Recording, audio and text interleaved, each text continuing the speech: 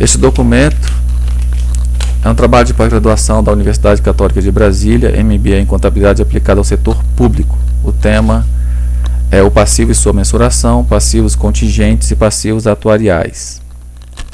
Brasília DF, ano 2015. A disciplina é Teoria da Contabilidade. O professor responsável Hidalberto José das Neves Júnior. Equipe responsável pelo trabalho: Francisco Eine Moreira, Helder Ferreira de Almeida, Paula de Oliveira da Silva. Estrutura do trabalho: composta de 5 partes: introdução, fundamentação teórica, metodologia, resultados e conclusão. Os resultados serão subdivididos em passivos contingentes e passivos atuariais. Vamos à parte 1, introdução. Nós sabemos que os passivos são fontes de financiamento de uma organização obtidas junto a terceiros. São as origens de recursos para alcance do objetivo das entidades, fornecendo assim os bens e serviços para a sociedade. Por muito tempo os passivos não tiveram muito destaque, mas devido ao aumento da complexidade das transações e eventos, bem como o aumento do volume das obrigações, impactando o grau de endividamento, nós tivemos uma conquista da importância dos passivos. E esses fatores têm motivado estudos sobre o passivo, o seu reconhecimento e a sua mensuração, e também nos levaram à seguinte pergunta, ou questão fundamental: qual o perfil atual da produção científica relacionada ao tema, o passivo e sua mensuração? Para responder essa questão, nosso trabalho teve como objetivo apresentar os estudos publicados sobre o tema, o passivo e sua mensuração, no período de 2011 a 2015, sobre a ótica de seus objetivos, metodologia e resultados. Nós teremos 2 abordagens temáticas: os passivos contingentes e os passivos atuariais. Item 2, fundamentação teórica. Bom, segundo o FASB, passivo é sacrifício futuro, provável, de benefício econômico, resultante, proveniente de obrigações presentes de uma entidade, e que levará a entidade a transferir ativos ou serviços para outras entidades no futuro, em consequência de fatos ou transações e eventos que já aconteceram, ou seja, estão no passado.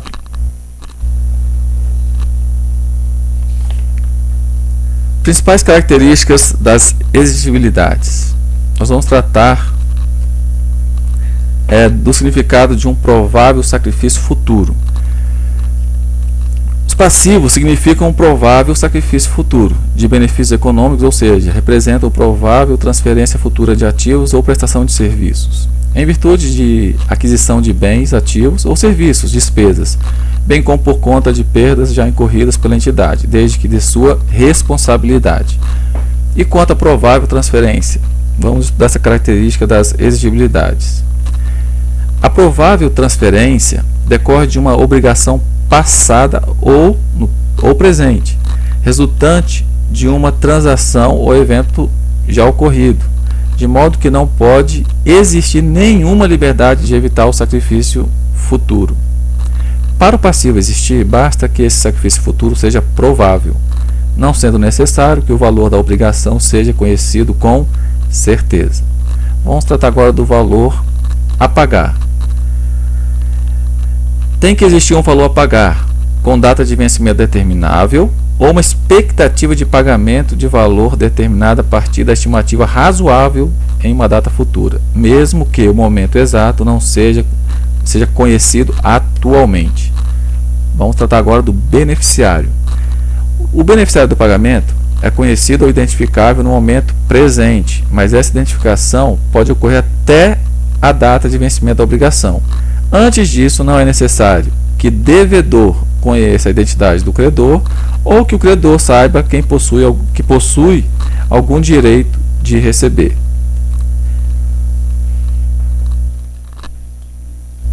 Vamos tratar agora do reconhecimento de passivos. O reconhecimento de passivo depende da definição do elemento, ou seja, da base qualitativa, e também de uma base quantitativa, que é a sua mensuração, assim como da relevância e da confiabilidade desse elemento.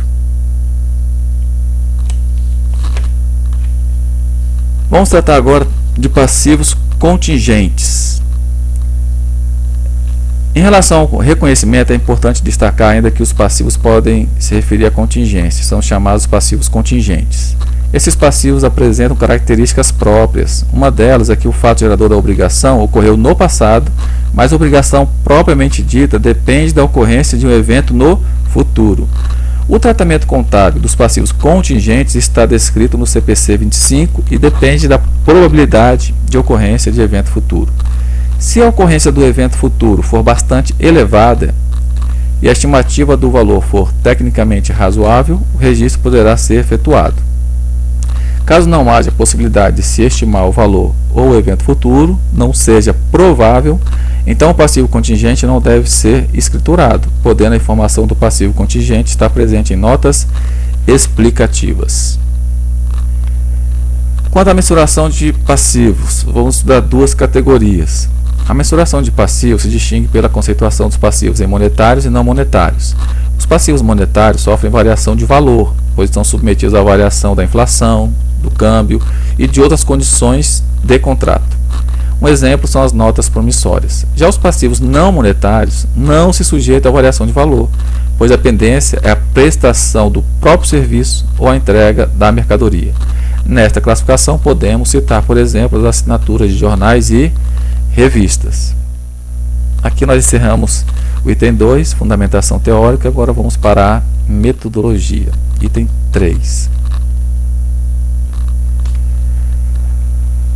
Bem, de acordo com uma classificação proposta por Vergara, as pesquisas podem ser classificadas quanto aos fins e quanto aos meios de investigação. Quanto aos fins, nossa pesquisa é exploratória e descritiva.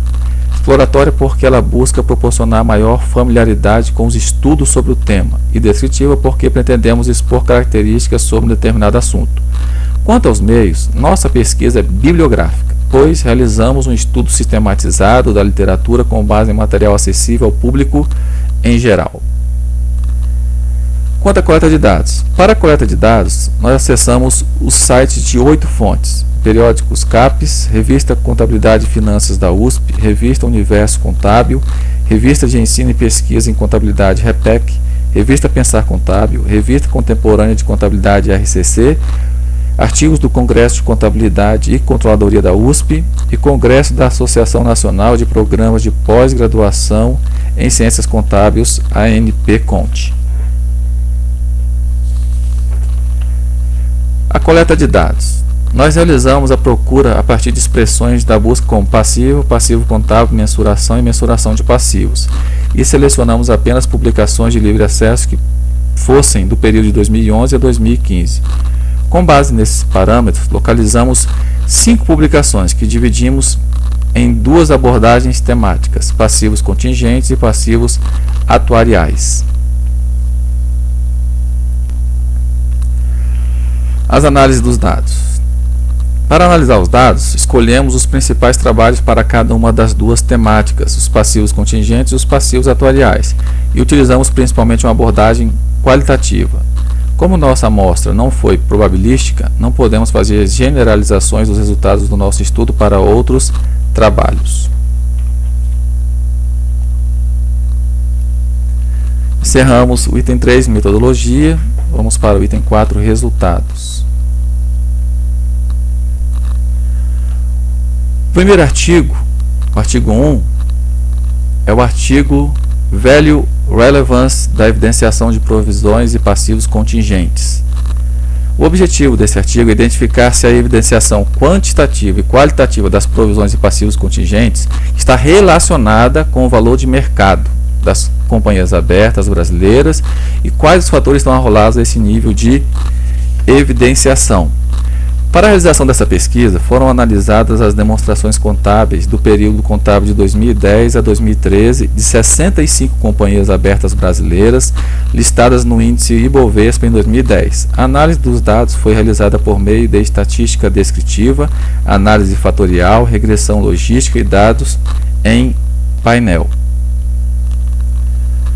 Resultados propriamente ditos do artigo 1.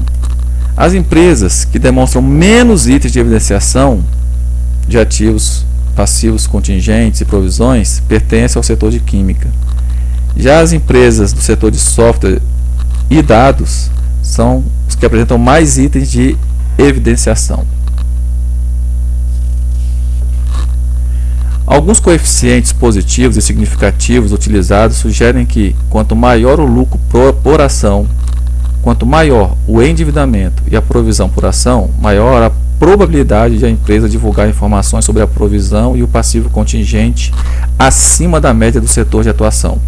O trabalho é relevante, pois contribui para o entendimento da realidade contábil no processo de contabilização de provisões e divulgação de ativos e passivos contingentes. Vamos agora para o artigo 2. O artigo 2 tem o tema Disclosure das provisões e dos passivos e ativos contingentes. Um estudo em empresas listadas na BM-F-Bovespa. Analisar o disclosure obrigatório das provisões, ativos contingentes e passivos contingentes no final do exercício 2009 e no primeiro de 2010 em empresas listadas na Bolsa de Valores e Mercados Futuros é o objetivo desse artigo. Foram efetuadas pesquisas nas notas explicativas no final do exercício de 2009, por ser o período antecedente do CPC 25 e no primeiro trimestre de 2010 por ser o primeiro período posterior ao CPC 25, já com a obrigatoriedade da divulgação de notas explicativas sobre provisões, ativos contingentes e passivos contingentes. Vamos aos resultados propriamente ditos do artigo 2. Tivemos 77 das 80 empresas pesquisadas que detalharam as provisões de natureza das mesmas em cíveis, trabalhistas, tributárias e ambientais, atingindo o nível de evidenciação para essa subcategoria de 96,25%. Os 4 níveis de evidenciação foram: divulgam o valor contábil no início e no fim do período das provisões, 91,25%. Evidenciou as provisões adicionais feitas no período, incluindo aumento nas provisões existentes, 46,25%. Evidencia os valores utilizados, ou seja, incorridos e baixados contra a provisão durante o período, 73,75%.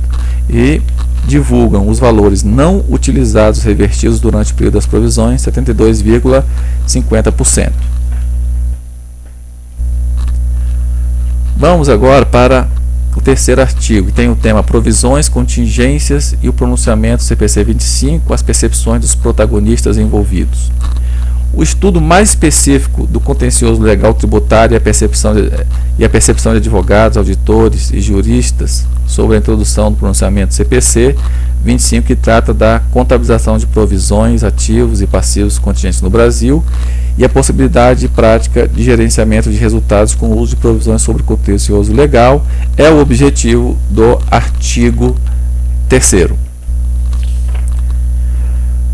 Recorreu-se a parecer de juristas da área do direito tributário para esclarecer aspectos de singularidade e subjetividade do sistema tributário brasileiro. No decorrer da pesquisa, ficou evidenciado que a aplicação do referido pronunciamento é uma questão interdisciplinar, uma vez que envolve no processo o parecer de consultores jurídicos, auditores e contadores.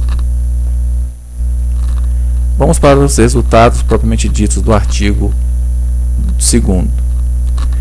Os auditores comentaram em entrevistas que há altos níveis de provisões sobre o contencioso tributário no Brasil. Isto é consequência da subjetividade e complexidade da legislação.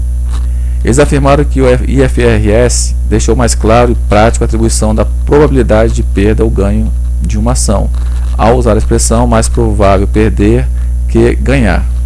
Foi ressaltado ainda que devem manter-se os valores provisionados corrigidos e que isto pode ser uma fonte de subjetividades.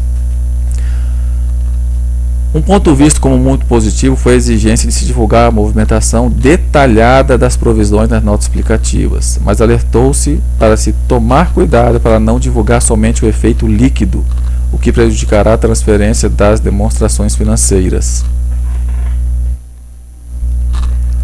Vamos agora para o artigo 4º. O tema do artigo 4º os efeitos das diferenças metodológicas na contabilização dos fundos de pensão e de suas patrocinadoras. O objetivo do artigo 4º é evidenciar as diferenças metodológicas existentes na mensuração dos passivos atuariais das empresas patrocinadoras de planos de benefícios de previdência complementar, as chamadas EPPCs, e das entidades fechadas de previdência complementar, as EFPCs, que administram os fundos de pensão, bem como seus efeitos na contabilização dessas obrigações. São comparadas neste artigo as regras de funding ou custeio do plano e de accounting, CPC 33 e AS 19. Para a verificação das divergências, foi obtida a amostra relativa às 3 maiores EFPCs brasileiras, que juntas representam cerca de 45% do total de ativos desse mercado no Brasil e suas respectivas EPPCs. Resultados propriamente ditos do artigo 4º. Constatou-se que, somadas entidades patrocinadoras, possuem uma obrigação total cerca de 10,8 superior àquelas registradas nas entidades fechadas, administradoras dos fundos. De modo específico, o artigo 4º demonstra que o valor contábil da obrigação não tem efeito prático na relação entre a entidade patrocinadora e a entidade fechada, administradora, pois o método atuarial e as premissas podem sofrer alteração e são ajustadas periodicamente corrigidos, e que isto pode ser uma fonte de subjetividades. A escrituração contábil do passivo não assume o papel principal na informação de futuros desembolsos. O cálculo do fundo de pensão ganha expressão no cenário do valor a ser desembolsado, pois em caso de necessidade de retirada de patrocínio ou existência de déficit no plano, valerá as regras de funding. Os valores de passivo atuariais registrados pelas empresas utilizando as regras contábeis divergem dos valores existentes no fundo de pensão, podendo estes serem inferiores nas entidades patrocinadoras.